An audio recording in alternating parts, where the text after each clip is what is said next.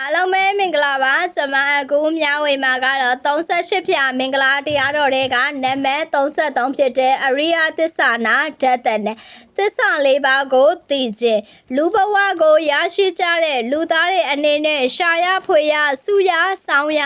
အတောင်းပြရတာနဲ့တွင်နဲ့သုံးရပြရတာနဲ့တွင်ဒုက္ခကများနေပါပြီ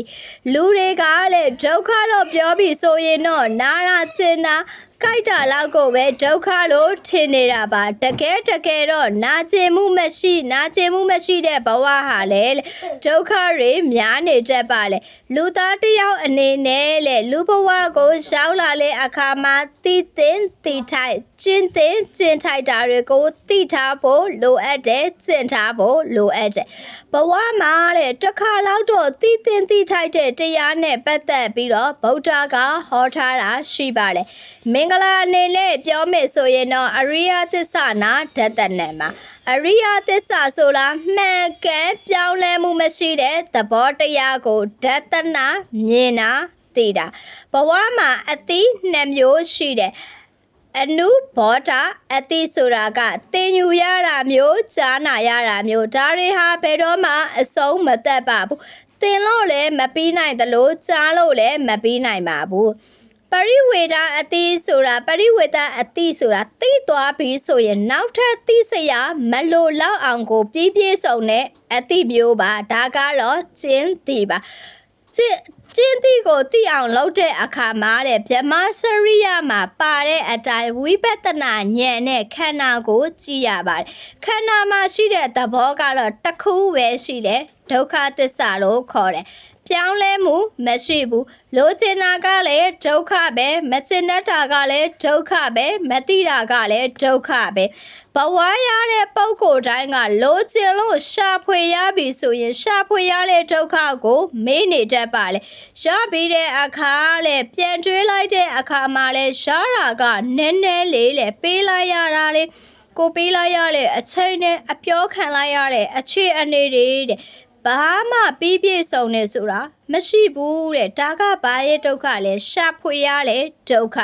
ကျမတို့နေပူမိုးရွာဘလောက်ပဲအေးဘလောက်ပဲပူဘသူတွေကပဲအော်ဘသူတွေကပဲနောက်ငေါပေါ့နော်ဘလို့ဒုက္ခတွေပဲပေးရမယ်ဆိုရင်ဘာလို့ရတာပဲလဲရှာဖွေရလေပုံကိုယ်တွေပါပဲ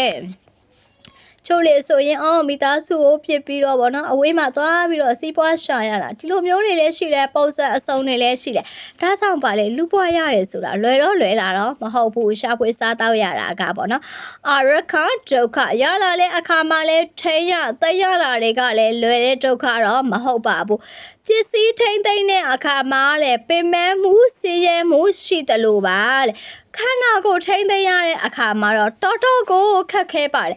ခန္ဓာကိုထိရတာလေခက်မခက်ဆိုတာခန္ဓာပိုင်ဆိုင်ထားတဲ့သူတိုင်းသိတယ်ငယ်စဉ်ကာလကသွားကျင်တဲ့နေရာကိုသွားကျင်တိုင်းသွားတယ်စားကျင်တိုင်းစားတယ်လာကျင်တိုင်းလာလို့ရပေမဲ့အသက်ကြီးလာနဲ့အမျှလေစားရတောက်ရတာလေကအစင်မပြေဖြစ်လာတယ်အဲ့လိုလေမပျော်တဲ့ညတွေများလာပြီခန္ဓာကိုယ်မှာရှာကြည့်လိုက်ပါတစ်မျိုးမဟုတ်တစ်မျိုးတော့တွေ့ပါမယ်ဒါကတော့ခန္ဓာရဲ့ဒုက္ခကိုကမိသားစုတဲ့သားသမီးလည်းရှိပြီဆိုရင်စကားနားမထောင်တာလေပြန်ပြောတာလေကိုမကြိုက်တာလေသူတို့လှုပ်တော့မယ်သူတို့နဲ့ပတ်သက်ပြီးစိတ်ဒုက္ခလေသားသမီးမြည်မြစ်တွေရလာရင်ဒုက္ခတွေအများကြီးပဲနော်ဒုက္ခဆိုတာပြောလို့ကိုမကုန်ဘူးဒုက္ခပါပဲဒီဒုက္ခတွေကိုသိဖို့အတွက်ဆိုရင်တော့ဝိပဿနာမှန်ကန်တဲ့အသိဉာဏ်နဲ့ခန္ဓာမှာကြည့်မှသာလေအရှိကိုအရှိအတိုင်းအမှန်ကိုအမှန်အတိုင်းသိတာပါလေဘာတွေ့တာလဲဆိုရင်ဒုက္ခကိုတွေ့တာတဲ့ကိုထင်တာဘာတစ်ခုမှမရှိပဲနဲ့သူဖြစ်ချင်တဲ့အတိုင်းဖြစ်နေတဲ့သဘောတရားပဲရှိတာပါတသက်လုံးကြားပူထားတာကဒုက္ခတော့ပြောပြီဆိုရင်ဆင်းရဲတာနာရာကိုပဲဒုက္ခလို့ထင်တာပါလေဆင်းရဲလားနာရာလောက်ကိုပဲဒုက္ခလို့ထင်အောင်လောက်နေလို့ဒုက္ခကေးရနေရာကိုရောက်မှာမဟုတ်ပါဘူးမျက်စိကိုမှဲပြီးတော့ခန္ဓာမှာ ဉာဏ်နဲ့ကြည့်လိုက်တဲ့အခါမှာဒုက္ခကလွဲပြီးဘာမှမရှိဘူးဆိုတာကိုသိလိုက်ရတဲ့အချိန်မှသာဟိုဟာမလို့ခြင်းဒီဟာမလို့ခြင်းနဲ့မလို့ခြင်းမဲနဲ့လို့ခြင်းနဲ့စိတ်တွေဟာကင်းသွားတာပါရှာဖွေရတဲ့ဒုက္ခထိမ့်သိမ်းရတဲ့ဒုက္ခ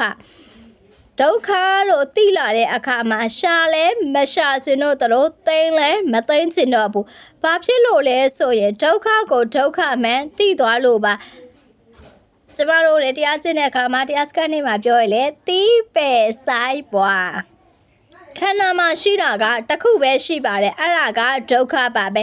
ဒုက္ခကိုသိအောင်ကြိုးစားပြီးတော့တဲ့ကျင့်ကြံကြည့်ရပါတယ်ကျင့်ကြံကြိုးကိုအားထုတ်လိုက်ပြီးဆိုရင်ဒုက္ခကိုသိလိုက်တာနဲ့ဓာတ်ပြိုင်နဲ့ဒုက္ခကိုလေလိုချင်တဲ့စိတ်တွေကအလိုကင်းသွားတယ်ကျမတို့ကကောင်းတဲ့ထင်လို့လိုချင်တာလေဒါတွေကမမြဲဘူးဆိုတာသိတဲ့နေ့ကျရင်မလိုချင်တော့အလိုကင်းသွားလေအလိုကင်းသွားတာကိုဘာလို့ခေါ်လဲဆိုရင်ပယ်တယ်လို့ခေါ်တယ်ကင်းသွားပြီဆိုတာနဲ့ဓာတ်ပြိုင်နဲ့ငြိမ်းချမ်းမှုဟာအလိုရရှိလာမှာပါမလိုချင်ရင်တတ်တာလေလိုချင်ရင်ပင်မဆင်းရဲရတာပါပဲလိုချင်တဲ့စိတ်ပေါ်လာနဲ့ဓာတ်ပြိုင်နဲ့လိုချင်တဲ့အရာကိုတွေးနေရတာနဲ့တွင်တိတ်ကိုပင်မပါတယ်ဒါကြောင့်နဲ့တွေးရတာလဲပင်မနဲ့အဲ့ဒီအရာကိုရဖို့အတွက်လုံးရတာလဲပင်မနဲ့ရလာပြီရလာလဲပစ္စည်းကိုထိမ့်သိမ်းရတာလဲပင်မနဲ့ပင်မမှုနဲ့ရှိနေတဲ့ရွေးကတော့ငြိမ်းချမ်းမှုဆိုတာဘယ်တော့မှမရှားနိုင်ပါဘူးငြိမ်းချမ်းမှုမရှိတဲ့ပုဂ္ဂိုလ်တယောက်မှလုံးမြမှုဆိုတာဘယ်တော့မှရှိလာမှာမဟုတ်ဘူးငြိမ်းချမ်းမှုလုံးမြမှုနဲ့ပတ်သက်ပြီးလိုချင်တဲ့ပုဂ္ဂိုလ်အနေနဲ့မြတ်တဲ့အကျင့်ကိုကျင့်သုံးမှာမြတ်တယ်ဆိုတာသမထဝိပဿနာမြတ်တဲ့အကျင့်ကိုကျင့်သုံးတဲ့အခါမှာအရိယသစ္စာနာဓတ္တနံအရှိကိုအရှိတိုင်းအမှန်ကိုအမှန်အတိုင်းသိပြီဆိုရင်အဲ့ဒီပုဂ္ဂိုလ်ကမင်္ဂလာအရှိဆုံးမှာအာဟုတုနဲ့ပတ်သက်ပြီးလိုချင်တဲ့စိတ်လည်းမရှိသလိုတဲ့ဒုစရိုက်နဲ့ပတ်သက်ပြီးလုံးဝရှောင်ကျင်တဲ့အဆင့်ကိုရောက်သွားပြီဆိုရင်အဲ့ဒီလူတယောက်ကပြည့်စုံတဲ့မင်္ဂလာကိုရသွားတာပါပဲဘဝရရှိတဲ့ပုဂ္ဂိုလ်အနေနဲ့ပရိဝေဒလို့ခေါ်တဲ့တတ်မှတစ်ခါလောက်တော့ကျင့်သိလေးပေါ့နော်ကျင့်သိလေးတော့သိအောင်စူးစမ်းအားထုတ်လိုက်ပြီးတော့သိလိုက်မယ်ဆိုရင်တော့ဒုက္ခကေယနေရာကိုရရှိမှာအမှန်ပါပဲအခုနောက်ပိုင်းကတော့ဗုဒ္ဓကနိဗ္ဗာန်နဲ့ပတ်သက်ပြီးတော့ပြောတယ်ပေါ့နော်38ဖြာမှာဆိုရင်ဘလို့လူကိုပေါင်းဘလို့လူကိုမပေါင်းနဲ့လှုပ်တဲ့အလုပ်တွေနဲ့ပတ်သက်ပြီးတော့မိဘကလည်းသားသမီးပေါ်ထားမယ်သားသမီးရလည်းမိဘပေါ်ထားမယ်သိခံရမှာလေအခါအားလျော်စွာတရားနာရမှာလေဘဟုတုတအမြင်တွေရှိတာလေစသည်ဖြင့်အစင်းပြောလာလိုက်တာရှောင်ရမယ့်အရာပြောလာလိုက်တာအခုဆိုရင်33ခုဆိုတော့ပြီးကနေပြီဆိုတော့ဘာဖြစ်တာလဲနိဗ္ဗာန်နဲ့ပတ်သက်ပြီးတော့အဲ့ဒီနောက်ရောက်နေပြီဆင်းကပ်နေပြီနော်ပြီးတော့ပြီးကန်နေပြီရှင့်ဒါကြောင့်ねကျမတို့ခန္ဓာရတဲ့ပုံကိုယ်တွေဟာလည်းဆင်းရဲတယ်ဆင်းရဲတာကိုကျမတို့ကတကယ်ပေါ့နော်ဘယ်လိုပြောရမလဲလက်တွေ့တယ်ထထမှုလည်းအာမထုတ်ရတဲ့အခါကျတော့စာတွေ့လေပဲဆိုတော့ဟုတ်မှာပါလောက်အစ်စ်မရှိတာတကယ်ဆင်းရဲတယ်နော်ရှာဖွေရတဲ့ဒုက္ခကလည်းမသေးဘူးအခုဆိုရင်ဘာဖြစ်လဲငလင်းလည်းလောက်တော့ပဲဆိုညဆိုဘာဖြစ်လဲကောင်းမနိုင်ဘူးဟုတ်တယ်မလားဘာဖြစ်တာလဲပြေးဖို့ပဲစဉ်းစားနေရတာလေမလွယ်ဘူးအားလုံးပဲကျေးဇူးတင်ပါလေ